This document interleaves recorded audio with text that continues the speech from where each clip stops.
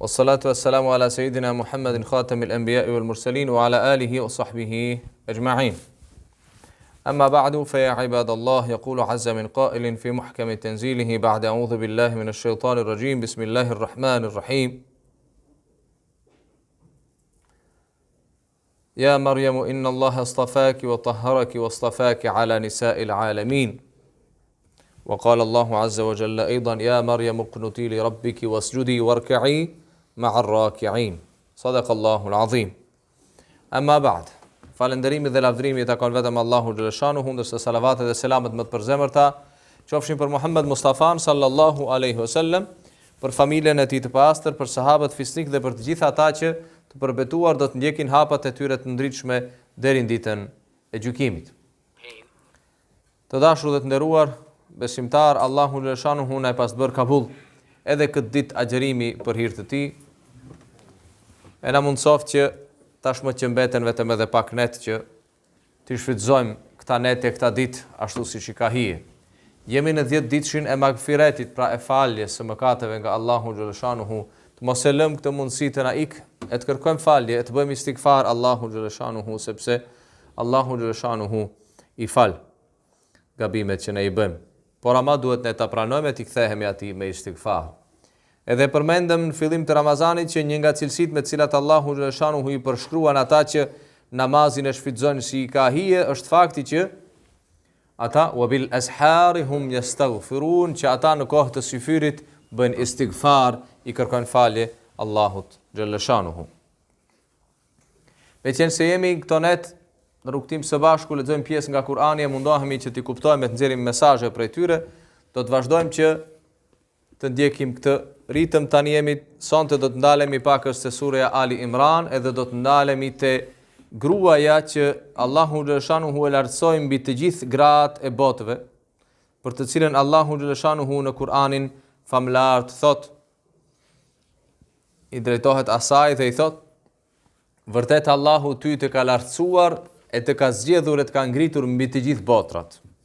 Bëhet fjalë për nënën e Isait alayhis salam, për Merjemen alayhis salam, që përmendet rrëfimi i saj ndër të tjera edhe në surën Ali Imran, sepse surja Ali Imran është surja që flet për familjen e Imranit, e Merjemja është bie e Imranit, është pjesë e kësaj familje të bekuar që Allahu xhaleshanuhu e ka nderuar që në mesin e saj të ketë disa pejgamber, e jo vetëm Isai alayhis salam si bir të Merjemës.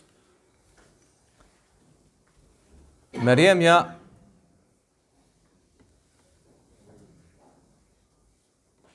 lindi dhe erdhi në botë si rezultat i një lutje.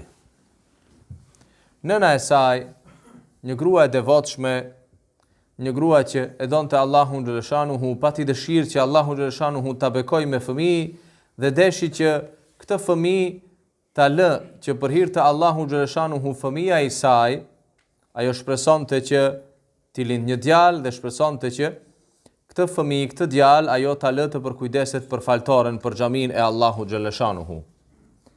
Ajo u lut Allahu xhaleshanuhu dhe Allahu xhaleshanuhu ja pranoi duan asaj, por ama nuk i dhuroi djalë siç ajo kishte menduar dhe kishte pritur. Asaj Allahu xhaleshanuhu i dhuroi një vajzë. Allahu xhaleshanuhu na i rëfen këtë tregim disa jete që ju edhe i keni dëgjuar shpesh, se unë i këndoj kur falemi në namaz. Allahu xhaleshanuhu e përshkruan këtë tregim dhe thot: idh qalet imra'atu Imran rabbi inni nadhartu laka ma fi batni.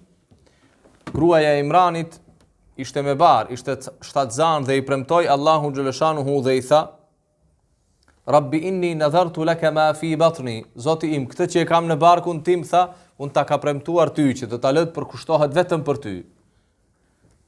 Njeriu kur shpreson që t'i lind një fëmijë, në fakt shpreson që fëmia t'i bëhet edhe krah në jetë, shpreson që ta ketë edhe një jetë, shpreson që ta ketë trashëgimtar, e ta ketë me vete, që t'ja lehtësojë dhe barat e dynjas, do që ta ketë për vete.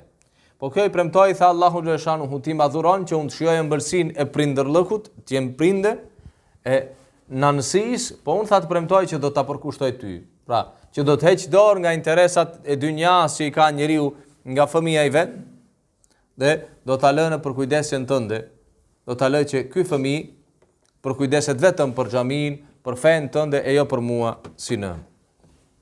Fataqabbal minni, pranoje prej meje o Allah, u lut ajo. Innaka antas samiul alim, vërtet ti ai që dëgjon dhe që di gjithçka. Falamma wada'atha qalet rabbi inni wada'tuha untha. Por Allahu xhaleshanuhu asaj nuk ja plotsoi dëshirën që kishte që t'i lind një djalë, i dhuroi një vajzë. E kur i lindi vajzë, ajo sa e mërzitur, sa e habitur, sa që nuk dinte se ç'të veproj, u lut dhe tha: Rabbi inni wada'tuha untha. Zoti im, un linda vajzë. E Allahu thot në Kur'an: Wallahu a'lamu bima wada'at. Allahu e di më mirë se ajo se çka lindur. Por pse e tha këtë? E tha këtë jo sepse donte t'i tregoj Allahu xhaleshanuhu se çfarë fëmijë ka, apo se ç'të bëj Zoti im. Se ishte traditë që ata që përkujdesen për xhamit, meqense se janë njerëz që dalin jashtë, meqense se kanë mundësi që të kujdesen më shumë, e që janë për nga natyra që janë më të durueshëm rrethana të egra të jetës, ishin djem dhe burra ata që kujdeseshin për xhamit. Ndërsa vajza, gruaja me natyrën e brisht të saj që ka nevojë të jetë në përkujdesje, që ka nevojë të ketë një ambient të mbyllur, që nuk është si burri si djali që mund të flej kudo qoftë edhe jashtë në përgjithësi, për të është më e ndjeshme. Shtohet edhe fakti që gratë, ashtu i ka krijuar Allahu xhaleshanuhu që ata e kanë edhe hajzin, që për një periudhë të caktuar të muajit ata nuk guxojnë, nuk kanë të drejtën të jenë në xhami sepse janë të papastra. Kjo e habitur ju kthye Allahu xhaleshanuhu dhe i tha: Walaysa dhakaru kal untha, e djali nuk është si vajza në këtë çështje që unë synoj, tha Zoti. Por unë tha, i kam vënë emrin Maryam dhe kërkoj mbrojtjen tënde Zoti im, që ta mbrosh atë dhe të gjithë trashëgimtarët e saj nga shejtani i mallkuar. Dhe Allahu tregon thot fataqabbalaha rabbuha, dhe Zoti yt e pranoi këtë premtim të saj. Pra Allahu xhaleshanuhu ja bëri me dije nënës së Meryemës, pra gruas së Imranit, që Allahu e ka pranuar Merjemen që të kujdeset për shtëpinë e tij ani pse ishte vajzë. Si ja bëri me dije? Në familjen e Merjemës, pra burri i tejzës së Merjemës, ishte Zekiriai a.s. që ishte pejgamber. Dhe ju tregoi që Allahu xhaleshanuhu e ka pranuar apo jo, se pejgamberët pranojnë shpallje prej Allahu xhaleshanuhu. Fataqabbalaha rabbuha biqabulin hasanin. Po Allahu e pranoi në formën më të mirë, se për Allahu xhaleshanuhu nuk ka dallim djali e vajza, burri e gruaja, to janë dallime që i kemi ne. Wa anbataha nabatan hasana. Dhe e mundsoi që ajo të rritet në formën më të mirë, pra i mundsoi një fëmijëri të shëndosh me një edukim të mirëfill. Wa kaffalaha Zakaria, dhe kujdestarinë e saj e mori Zekiriai. Kur vendosin që Merjemja do duhej të jetë vazhdimisht në vendin e adhurimit, në xhamin, në shtëpinë e Allahu xhaleshanuhu, lindi çështja tjetër që e rrëfen Kur'ani më tutje dhe thotë që duhet të vendoset, po kush do të kujdeset për të? Ajo ishte fëmijë, do ta lëm fëmijën në xhami, kush do të kujdeset që të rritet ajo? Edhe e vendosën, thotë Allahu xhaleshanuhu, hodhën short, kush do ta ketë nderin që të kujdeset për këtë fëmijë që do të mbetet gjithmonë në faltore, dhe e vendosën që të mbetet idoli që tjetë Zekiriai a.s. që ai ishte përgjegjësi për Merjemen a.s. Merjemi a.s. përpara se të vazhdojmë të lexojmë ajetet, duhet theksuar se është gruaja që në Kur'an një sure mbart emrin e saj. Në Kur'an ka edhe një sure të plotë që mbart emrin Merjem. Është një grua që Allahu xhaleshanuhu e zgjodhi në mesin e grave të tjera dhe që vendosi që asaj të jap çështje, të jap mrekulli të ndodhin në duart e saj që nuk kishin parë njerëzimi përpara saj. Merjemja a.s. duke filluar që nga fillimi, ajo u zgjodh nga Allahu xhaleshanuhu që të jetë nëna e një pejgamberi, por jo në formën normale që ajo të ishte e martuar e të lindte një fëmijë që t'i bëhej pejgamber. Allahu xhaleshanuhu zgjodhi që asaj, pa pasur nevojën e një burri, pa pasur kontakt ndonjëherë me një burr, e pa qenë e martuar, t'ia dhuroj thjesht që të bëhet nën. Dhe Allahu e tregon në Kur'an, thot inna mathala Isa inda Allahi ka mathali Adam. Por ata që habiten thot se si Allahu e bëri që të lind një fëmijë nga një nën e pa baba, thot duhet përgjigjen e kanë shumë të thjeshtë. Shembulli i Isait është si shembulli i Ademit. madje edhe më i vogël se sa shembulli i Ademit a.s. I tha Allahu kun feyekun, bëhu dhe bëhet. E nëse Allahu e bëri Ademin a.s. pa asgjë, pa nënë, pa baba, po thjesht nga dheu, që t'jap urdhër që të lind Isai a.s. duke pasur një nënë e të rritet si foshnjë në procesin e natyrshëm në mitrën e nënës së tij, është shumë më lehtë dhe shumë më e natyrshëm. Por fakti që Allahu xhaleshanuhu e veçoi Merjemen a.s. me këtë formë të mrekullisë, me këtë dhuratë hyjnore, e bëri që ajo të kalojë një sprovë shumë të madhe në raport me njerëzimin, me shoqërinë. Sepse për ne sot që e kemi në Kur'an të shkruar se kush ishte Merjemja dhe nga erdhi Isai a.s. është shumë lehtë. Po, për Merjemen a.s. t'ia arsyetoi shoqërisë ku jetonte që ajo nuk kishte bërë amoralitet, nuk kishte bërë zina, dhe se ky fëmijë kishte lindur vërtet ashtu siç lindi, se erdhi Xhibrili a.s. dhe i tha që thjesht ti do të bëhesh nëna e një fëmije të dalluar, që do t'ju flas botës që nga djepi, ti besosh gjitha këto, në atë kohë e të mund t'i vërtetosh, ishte sfida më e madhe me të cilën u përball Merjemja a.s. Po përpara se të mbrim te Isai, le të kthehemi pak te familja e Merjemës. Çe bëri Merjemen a.s. të jetë e përzgjedhur dhe të ketë mundësinë që të jetë të rritet në shtëpinë e Allahut xhaleshanuhu. Edukimi i Merjemës a.s. filloi edhe para lindjes së saj. Filloi me një jetin e sinqertë të nënës së saj që nga koha kur ajo ishte me barë me Merjemen a.s. ju lut Allahu xhaleshanuhu me sinqeritetin më të madh që Allahu xhaleshanuhu t'ja mundsonte e t'ja realizonte këtë ëndër. Që këtu dhe është mesazhi për ne, që edukimi i fëmijëve më shumë se sa nga fjalët që themi, varet nga ajo se kush jemi dhe se çka do t'ju tregojmë, çka do t'ju demonstrojmë, çka do të shohin fëmijët tanë nga ne. Dhe tjetra, që edhe ne, si nëna e Merjemës a.s. duhet të lutemi, të mos e neglizhojmë, të mos e lëmë pas dore duan për fëmijët tanë. Edhe baballarët, edhe nënat. Baballarët luten pak se natyra jonë që e kemi ne, natyra burrore shqiptare, nuk na le që shumë të lutemi, sidomos për fëmijët tanë që të mos tregojmë dobësi, po lutja për fëmijët tanë është pjesë, duhet të jetë pjesë esenciale e edukimit tonë. E për nënat që nënat shqiptare nga një herë kemi për vestë të keq që ne në vend se të lutemi mallkojmë fëmijët sa herë që bëjnë një gabim, duhet kemi shumë kujdes. Që të menjarojmë nga fjalori jonë fjalët që ndikojnë nga njëra anë psikologjikisht negativisht të fëmijët tanë dhe nga ana tjetër që këta fjalë edhe tek Allahu xhaleshanuhu nama e një prindi ka pesh, në vend që ti nemim e ti mallkojmë, le të lutemi për fëmijët tanë. Merjemi a.s. u rit.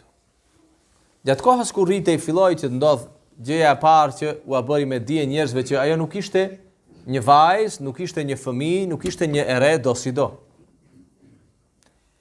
Allahu xhaleshanuhu e tregon në Kur'anin famlar dhe thot: "Wa kaffalaha Zakaria. Kullama dakhala 'alayha Zakaria al-mihrab."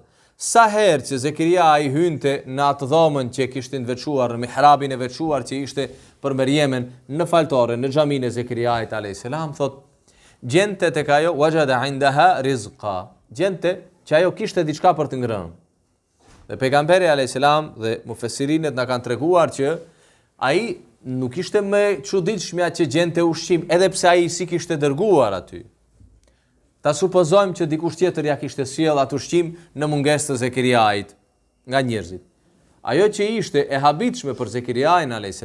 ishte që ai gjente në dhomën e Merjemës frutat e dimrit në mes të verës, e frutat e verës në mes të dimrit. Në kohën ku nuk ishin ky transport detar që kemi ne sot, që të mund në gjithë vitin t'i ham frutat e njëjtë. Po në kohën kur ishte logjikisht e pamundshme që njeriu të ketë gjatë verës e gjatë pranë verës atë që duhet ta ketë në vjesht edhe në dimër. Dhe kur e pyeste Zakariai a.s. "Anna laki hadha?" Nga të erdhën këto e Merjeme, nga dolën këto. Ajo i përgjigje dhe i thoshte: "Inna Allaha yarzuqu man yasha'u bighayri hisab." Allahu vërtet atë që do e furnizon si të doj pa hesab, nga nuk ja bëjmë hesapin. Andej nga nuk e llogarit njeriu, edhe pse i duket e pa llogaritshme, edhe pse i duket e pamundshme, Allahu xhaleshanuhu do të gjej rrugët e furnizimit të tij. Po këtë Merieme Allahu xhaleshanuhu vendosi që ta bëj nënën e Isait alayhi salam dhe kur vendosi ta bëj këtë, erdhi Xhibrili alayhi salam dhe kur e pa Xhibrili alayhi salam Meriemja u frigua me njëherë, si një vajzë ndershme që asnjëherë nuk kishte bërë asgjë të pamoralshme, gjëja e parë që mendoi, tha mos më prek në ke frikë Allahun xhaleshanuhu. Dhe unë parafrazoj që të kemi mundësi të mbetemi brenda minutave që kemi para namazit të teravis. Po Xhibrili alayhis salam i tregoi që ishte i dërguar i Allahut xhaleshanuhu dhe që ajo do të lindte një fëmijë. Si do të lind fëmijë? Unë tha ajo kur s'më ka prekur asnjëherë asnjë burr. E lehtë është kjo për Zotin tënd, i tha Xhibrili alayhis salam. Dhe kështu ajo mbeti me barë me Isain alayhis salam. Dhe në fillimet e veta, edhe pse ajo ishte e gëzuar me lindjen e Isait alayhis salam, po nuk kishte aq vështirësi të madhe që ta fsheh këtë. Por në kohën kur bara filloi të avancoj, të shkoj më tutje, barku filloi të rritej, u bë vështirë për atë që të shpëtoj thashethemeve të botës. Dhe këtu Meriemi alayhis salam u bë mësim për ne që në botë mund të na ndodhë që të bëjnë shpifje. Në botë mund të na ndodhë që të përhapin të pavërteta për ne. Por ata që e dinë se janë me të vërtetën duhet të bëjnë sabër e të durojnë, sepse Allahu xhaleshanuhu do ta mundësoj që të vi koha edhe të dalë e vërteta në shesh. Kur u afrua koha e lindjes së Isait alayhis salam, duke mos mundur që ajo t'i duroj akuzat dhe shpifjet e njerëzve, u detyrua që të shkojnë në një vend, të dalë jashtë vendbanimit, jashtë qytetit, në periferi dikund, dhe e vetme të pres lindjen e fëmijës së saj. Dhe në kohën kur ajo ndihej më lodhur dhe nuk kishte mundësinë që as të furnizoj vetveten me ushqim, dhe që ishte shtrirë në hijen e drurit të një hurme, e luti Allahun xhaleshanuhu që ta ndihmoj, e Allahu xhaleshanuhu i tha asaj, ti vetëm preke drurin e hurmës, edhe yusaqit alejki rutaban janiyya. Edhe hurma do të lëshoj, pra do të bien nga hurma për ty, hurma të freskëta e të njoma, që ti të kesh mundësinë të hash prej tyre. Edhe një mrekulli tjetër që bëri Allahu xhaleshanuhu për Meriemen alayhis salam dhe një mësim i madh për ne. Mësimi nuk qëndron këtë radhë në faktin që Allahu e ndihmoi atë, sa qëndron në faktin se si e ndihmoi Allahu xhaleshanuhu Meriemen alayhis salam. Një grua të ndershme, një vajzë të ndershme që Allahu e sprovoi që gjithë bota ta akuzojnë si të pamoralshme, edhe pse ishte më e moralshme e të gjithë grave të botës.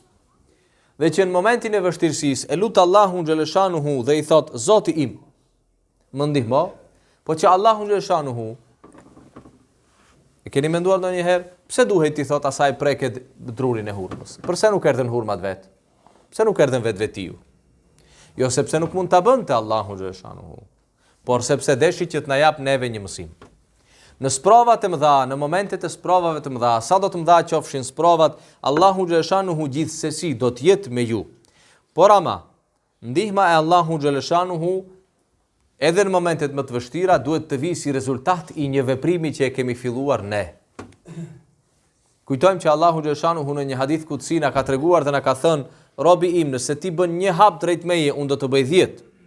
Nëse ti afrohesh drejt meje duke ecur, unë do të afrohem duke ngarë, duke vrapuar. Për të na treguar që veprimi i parë vjen nga kush? Nga ne. Edhe Meriemes alayhis salam, po edhe Ibrahimit alayhis salam që e përmendëm para disa ditësh që i kërkoi Allahu të bënte mrekullinë që të ringjallte ata zogjt. Allahu si tha, nuk i tha si do të ringjall, po i tha meri, e shpërndai në për 4 kodrat që i ke afër qytetit tënd, 4 male, edhe pastaj kthehu ku ishe edhe thirri. Pra kërkoi nga Ibrahimi alayhis salam një veprim, edhe nga Meriemja alayhis salam kërkoi një veprim për të na mësuar që ndihma e Allahut vjen, po ju vjen atyre që japin atë që mund ta japin. Atyre që mundohen, atyre që përpiqen, atyre që fillojnë punë. Ti filloje me emrin e Zotit tënd e suksesin do ta sjell Allahu xhaleshanuhu. Por atyre që nuk lëvizin nga vendi, që rinë këm kryqe, duar kryqe, shtrirë, edhe vetëm luten, atyre nuk ju jep Allahu xhaleshanuhu. Qofshi në situatë të lehtë apo të vështirë, nuk ju jep. Edhe Musain alayhis salam, nëse kujtojmë që nëse kemi mundësi këtë Ramazan, do të ndalemi edhe tek ai pakës, kur i tha Allahu xhaleshanuhu që ti do të kesh mrekullin të hapësh detin. Si i tha, bjeri me shkopin tënd detit dhe deti do të shahet më dysh që të kalosh ti. Pse shkopi i Musait duhet që të hap detin? E hapi Allahu xhaleshanuhu apo shkopi i Musait? Çi duhej detit që shkopi Musait ta prek ose të mos e prek? Nuk i duhej detit, i duhej Musait alayhis salam që ta mësoj se duhet ti ta fillosh. Na duhej neve që ta mësojmë se veprimi i parë vjen nga ne, i madh apo i vogël. Edhe kur veprimi është shumë simbolik. Sepse kështu funksionon çdo gjë në këtë botë. Dhe kështu duhet edhe ne të edukojmë vetveten tonë, që të mos jemi njerëz që dorëzohen dhe që me njëherë presin nga të tjerët, po të bëhemi njerëz të gatshëm që ne të fillojmë procesin. Ani pse kemi pak mundësi, të tjera do t'i bëjë Allahu xhaleshanu. Edhe pejgamberit alayhis salam që në luftën e Bedrit, që e kemi këto ditë dhe do të flasim për të me lejen e Allahut xhaleshanu, i ndihmoi me mira melek që erdhën të luftojnë me të. Nuk i tha ti ri në shtëpinë tënde dhe melekët do t'i do bëjnë tjerë. Tha jo. Dolën muslimanët të parët, u radhitën në luftë, e bën atë që mund ta bënin dhe kur e bën atë që kishin mundësinë ta bëjnë, atëherë erdhi dhe nuk vonoi ndihma e Allahut xhaleshanu. Të kthehemi tek Meriemja dhe te mësimi që ajo na jep për vajzat dhe për gratë sot. Edhe sot, gruaja dhe vajza, po edhe gjithmonë, gjykohet shpesh më shumë nga pamja dhe nga gjërat që ne shohim sesa nga esenca që është. Edhe Meriemja alayhis salam u gjykua nga ajo që njerëzit pan. Sado që ajo u mundua ta mbroj vetveten dhe të thotë që nuk ishte ashtu, ata nuk ja dhanë mundësinë ta mbroj vetveten. Por ajo vazhdoi të duroj. Dhe kur fjalët më nuk bënin dobi, Allahu xhaleshanu hu e mësoi dhe tha thuaju mos fol. Thuaju nuk flas se e kam bërë një jetë për hir të Allahu xhaleshanu hu ta xhiroj nga të folurit. Nuk flas. Inni nadhartu lirrahmani sauma. Apo jo. Kam bërë një jetë që për hir të Allahu xhaleshanu hu un të mos flas. Edhe kur lindi Isai alayhis salam e urdhroi Allahu xhaleshanu hu që ajo të marrë foshnjën e vet e të kthehet te vendbanimi i vet me të. Njerëzit e pritën me fjalët më të egra, e ofenduan dhe i thanë, ja ukhte Harun, o motra e Harunit, s'ke kështu familje ti, çfarë nami të zi i solle familjes tënde, po ti ke qenë nga familje ndershme, si e bëre këtë, kështu me radhë, kështu me radhë, kështu me radhë. Po ajo që kishte vendosur që të mos flasë, kishte mësuar Allahu xhaleshanuhu, ju bëri vetëm me shenjë nga foshnja, nga Isai alayhis salam. Urdhroni tha, ja ku e keni, pyeteni atë, pse erdhi, nga erdhi, kush është? Filluan ta tallin edhe më shumë. E ti thonë, ti pret që ne të flasim me një foshnjë të sapo lindur? Po Allahu xhaleshanuhu atëherë ja mundsoi Isait alayhis salam që ju kellimu an-nasa fil mahdi wa kahlan wa min as-salihin. Që ashtu siç i foli gjithë jetën njerëzve duke i thyrë në rrugt Allahu xhaleshanuhu, ja mundsoi që edhe si foshnjë në djep ai tu drejtohet njerëzve edhe t'ju thotë që un jam robi Allahu xhaleshanuhu. Që Allahu xhaleshanuhu më ka përgatitur për pejgamber, që më ka dhënë shpalljen dhe që më ka obliguar që un të jem mirënjohës ndaj nënës time gjithë jetën time. Pra Allahu xhaleshanuhu dërgoi një mrekulli në fund për ta shfaqsuar e për ta nxjerrë në pah çiltërsinë e Merjemes alayhis salam dhe bëri që foshnja të fliste. Për të na dëshmuar që njerëzve që kanë vështirësi po që janë të ndershëm, Allahu xhaleshanuhu shpëtimin, Allahu xhaleshanuhu rikthimin e dinjitetit të tyre, mbrojtjen e tyre do ta bëj në formën që ai e sheh të duhur dhe në kohën kur do të plotësohet sprova. Por se, gjithsesi, Allahu xhaleshanuhu të mirët nuk i lënë humbje. Edhe Merjemes alayhis salam, Allahu xhaleshanuhu i dolin në ndihmë. Po mësimi këtu është që të bëhemi njerëz të durueshëm. Njerëzit e mirë sprovohen. Fundi i sprovës është gjithmonë i mirë, por ama njerëzit e mirë sprovohen. Dhe mësimi sot për gratë, nënat dhe motrat muslimane është që në kohën kur gratë muslimane sot nuk kanë mundësinë që të qeta edhe në vendet tona, të përgjigjen urdhit të Allahu xhaleshanuhu që të mbajnë mbulesën e të jetojnë fenë e tyre pa u paragjykuar nga njerëzit. Paragjykohen nga ata që se duan mbulesën se kanë bërë diçka të çuditshme, në kohën kur gruaja ka të drejtën të bëjë gjithçka përveç se të vishet. E keni menduar ndonjëherë? Jetojmë në kohën kur trompetohet për të gjitha drejtat e grave, përveç një. Të gjitha drejtat duhet t'i kenë gratë, të vishen jo. Duhet të kenë drejtën të paguhen barabartë si burrat, të punojnë në njëjtat sektore si burrat, të kenë të gjitha drejtat që në bazë të gjitha janë përpjekje të drejta për të thyrë dinjitetin e gruas.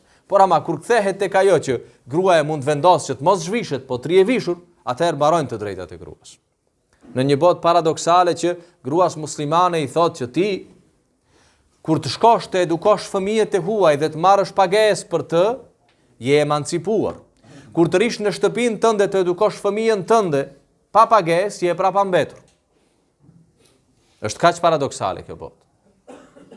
Në fakt, në vend që fëmijën ta detyrosh që ta edukoj një nënë e huaj e të mos e lësh ta edukoj nëna e vet, do të duhet të ishte e kundërta, por ama jetojmë në këtë kohë. E në këtë kohë Meriemja alayhis salam vjen si burim shprehse për të gjitha nënat e gratë që Allahu xhaleshanuhu nuk i haron dhe shpërblimi i tyre do të jetë shumë i madh. Shpërblimin e tyre do ta jap vetëm Allahu xhaleshanuhu. Dhe paragjykohen e thash nga të tjerët, po paragjykohen edhe nga ne. Se ne të gjithë ankohemi, sidomos këtu në Perëndim, ankohemi që neve muslimanëve na llogarisin si përfaqësues të gjithë Islamit. Ne duam të jemi vetvetja, një individ. Dhe nuk na pëlqen kur në vend që thonë që Ensari bëri një vepër të pahishme, thonë shihim muslimanët se si bëjnë. Na randon, se ne nuk jemi melek, nuk jemi perfekt që ne të mbajmë barën e një ummeti. Po të njëjtën e bëjmë ne në mesin ton me gratë dhe vajzat që mbajnë shami. Dhe një gruaje që nuk mban shami, ja lejojmë të bëj gabime, ndërsa asaj që mbajnë shami i themi a nuk ka turp nga shamia. Shamia që ajo ka vendosur është një përpjekje dhe një sakrificë prej saj, po ajo vazhdon të mbetet njeri. Përse duhet ta ketë të drejtën të gabojë një tjetër, të mos ketë të drejtën të gabojë një vajzë me shami? Janë njerëz të dyja. Fakti që e vendosi shamin, fakti që dikush lëshoi mjekër nuk na bën melek.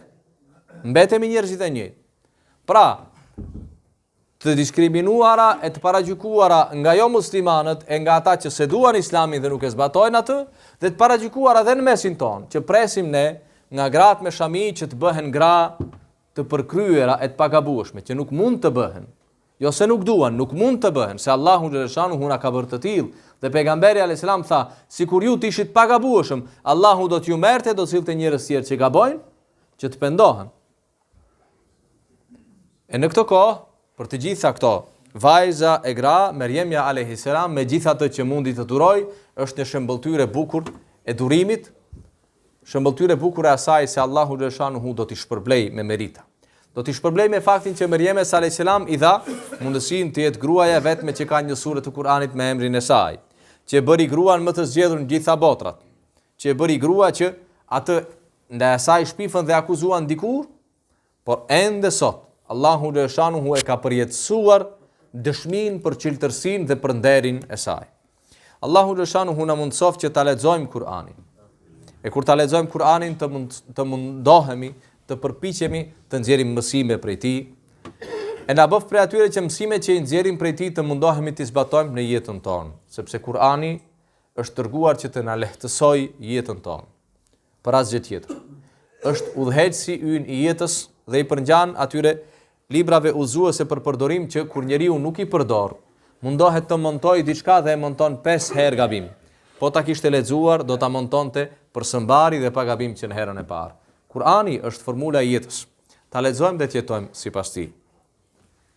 Në fund edhe një përkujtim, nesër, pra pas namazit të drekës në orën 1:30 kemi tribunën ligjëratën e rregullt për gjininë femrore, ndërsa pas nesër kemi iftarin ton të përbashkët, të dytin edhe tribunën ton të madhe me mysafir nga vendlindja. Jeni të ftuar të gjithë, jeni të ftuar që për iftarin atje në hyrje të xhamisë edhe të shënojmë se sa persona do të jemi, që të kemi mundësinë të planifikojmë sa më mirë përgatitjen e ushqimit, që as të mos mbetemi pa ushqim, po as të mos hudhet ushqimi, sepse jemi në muajin e bekuar të Ramazanit kur kemi nevojë të ndajmë atë që kemi me ata që s'kan, e jo ne që kemi të teprojmë e të hudhim, se Allahu xhaleshanuhu nuk i do ata të cilët e teprojnë. Nesër mbrëma me lena Allahu xhaleshanuhu, unë me një pjesë të antarëve të kryesisë do të jemi mysafir në xhamin shqiptare në qendër, ku do të shtrojmë një sergi për xhamin e re, pra do të dalim publikisht, është hera e parë dhe hapi i parë që bën ky xhamat për ndërtimin e xhamisë së re, që të dalim të kërkojmë mbështetjen e një xhamati tjetër, edhe atë të xhamati ynë vëlla që është xhamati i xhamisë së madhe në Hamburg. Allahu xhaleshanuhu na mundësoft që sa më shpejt të mbledhim mjetet, sa më shpejt ta ngrisim në këmbë këtë kala të Allahu xhaleshanuhu dhe i shpërbleft të gjithë që kanë kontribuar dhe na dhash mundësi që të vazhdojmë të kontribuojmë sepse nuk ka mbaruar kontributi. Xhamia është duke ndërtuar dhe pret që ne t'japim kontributet tona. Lillahi ta'ala al-Fatiha.